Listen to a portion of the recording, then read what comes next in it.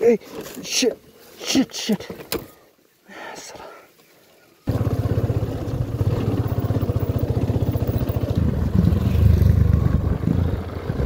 अब 1,35,000 कमाउँछु मैले के चाहिँ गर्ला अरे hello guys good morning and welcome back to my new another vlog. आज चाहिँ अब हाम्रो माल सबै कटिसकेको अवस्था छ। अब 2 झोला सहीको अनि यहाँनिर थोरै बाँकी छ। मलाई नातिनी दिने भन्ने मम चाहिँ त्यहाँ हुनुहुन्छ। तपाईँको नातिनी साँच्चीकै दिने हो नि त मलाई? ब्युटी पार्लर छ भन्नुभयो होइन? नातिनीको तपाईँको ब्युटी पार्लर छ भन्नुभयो होइन? ब्युटी पार्लर छ। मलाई त झिलिक्कै बनाइदिनु होला है। अनि मान्छेको नाक त चुचै छ। चिम्टीले तानेको क्या त्यो बाहुनहरूको जस्तो चिम्टीले तानेको नाक। तपाईँको नातिनी अनि मभन्दा राम्रो छ त? राम्री हाम्रो नाति त राम्रै छ। मसँग जोडी सोच्नु आउँदैन। भिडियो बनाइरहेको रहेछ। तपाईँको भिडियो हेर्ने हो तपाईँकै मोबाइलमा। त्यो मम चाहिँ लास्टै मजाकी हुनुहुन्छ होइन? ममसँग म जिस्किरहेको छु। तपाईँको घर चाहिँ कहाँ हो अरे? मेरो घर धादिङ जिल्ला। ओखो, धादिङ जिल्लाको एउटै किरी देखाएको पऱ्यो के म? के भनेको? त्यही तपाईँको नातिनी चाहियो। गएदेखि चाहियो, नभए के जान्छ होला यतिको केटा पाएपछि को केटी जाँदैन हेर्नु त। 1,35,000 कमाउँछु मैले। बेमा मलाई फेरि यो टिकल आउँदा यो सही नोट चल्दैन नि। 1000-1000को हात्ती चाहिन्छ मलाई त। हो दक्षिणा त दिनुपर्छ नि खाममा हालेर।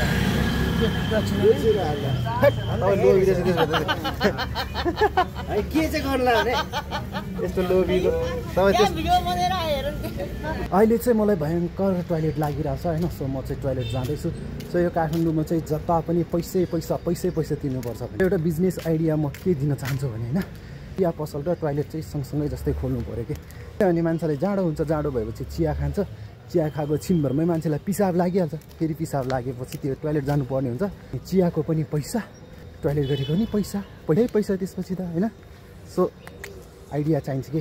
अनि हामीलाई चाहिँ लगभग 1 कप चियाको चाहिँ कति पर्छ भन्दाखेरि 30, 50, 40, 45 रुपियाँ पर्न जान्छ। कसरी भन्दा 1 कप चियाको 30 रुपियाँ, 45 रुपियाँ पर्न जान्छ 1 कप चियाको।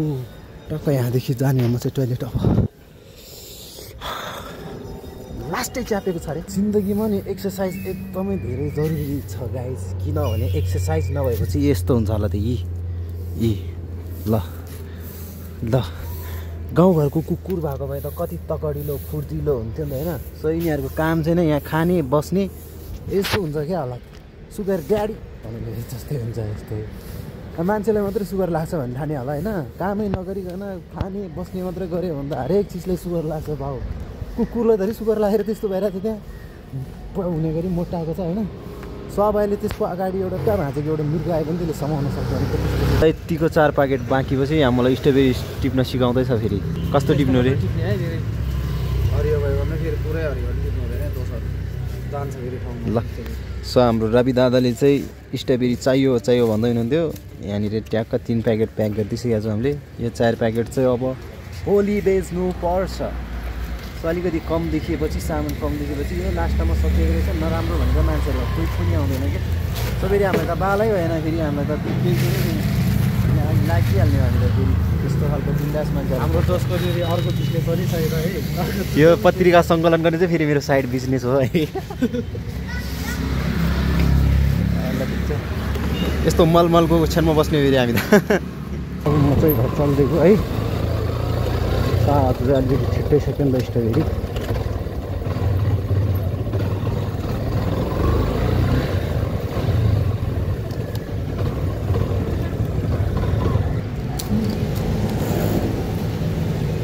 रातमा भने दुःख गरेर कमाएको पैसा छ है, खस्यो भन्दा बर्बाद हुन्छ त।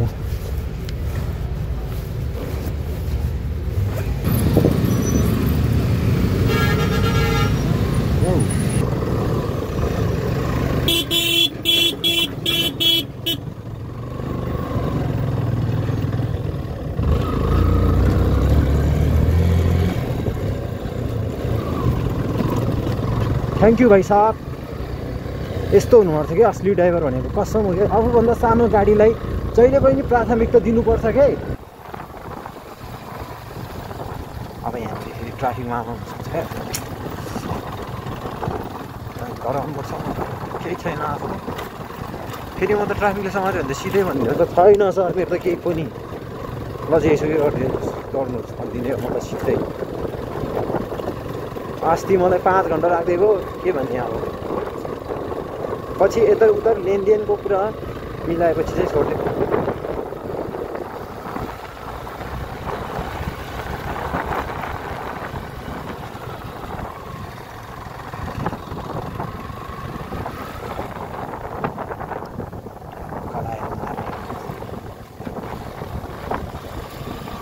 छैन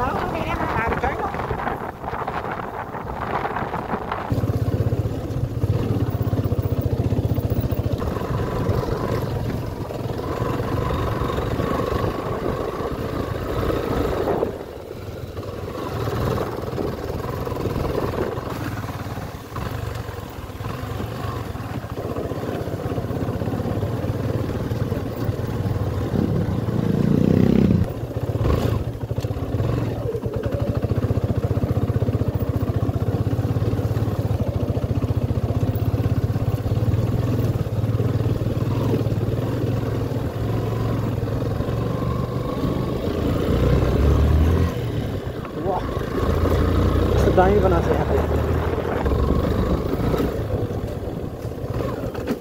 ए shit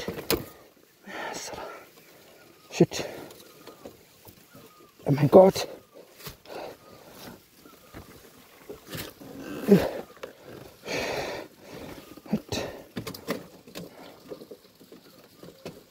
थोड़ा हमने मस्ती की अरे बाबा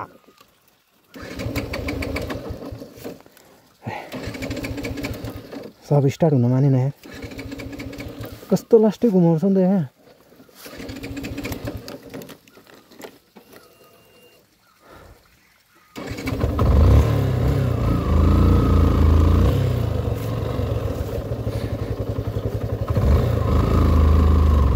छैन त भियतनामतिरको बाटो जस्तो भियतनामको त्यो राइडरहरूले चलाउँछ नि बाइक त्यस्तै बाटो छैन त बाटो ठ्याक्कैहरू त त्यस्तै देखिँदैन नि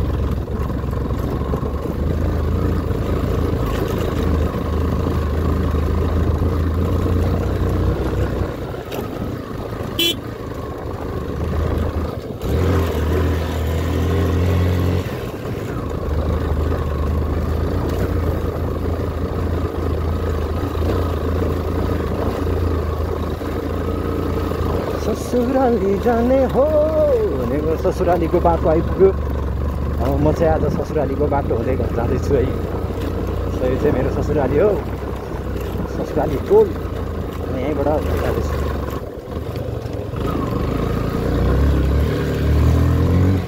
टाढाको भएको पैसा आउनु भएछ यहीँको मान्छे के त्यस्तै